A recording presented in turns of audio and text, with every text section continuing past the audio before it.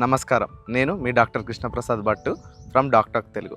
ఈరోజు మనం మన జీర్ణ వ్యవస్థలో ఉండేటువంటి కోట్లాది బ్యాక్టీరియా అవి మన జీర్ణ వ్యవస్థని, అదేవిధంగా మన మానసిక స్థితిని, మన జీవన శైలిని ఏ విధంగా ప్రభావితం చేస్తాయి అనే విషయాన్ని ఈ వీడియోలో తెలుసుకుందాం.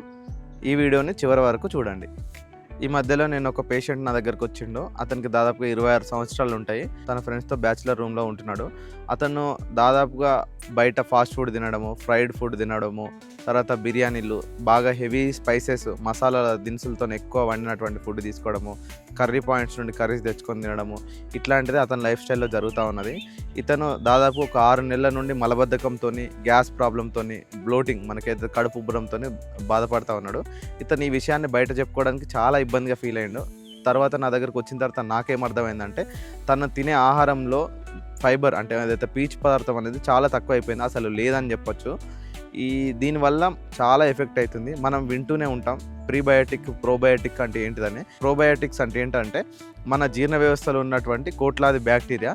ఈ బ్యాక్టీరియా అనేది మనకు మంచి చేసే బ్యాక్టీరియా. ఏదైతే మన పెరుగులో బ్యాక్టీరియా ఉంటుందో అలాంటి బ్యాక్టీరియా మన జీర్ణ వ్యవస్థలో కూడా ఉంటుంది.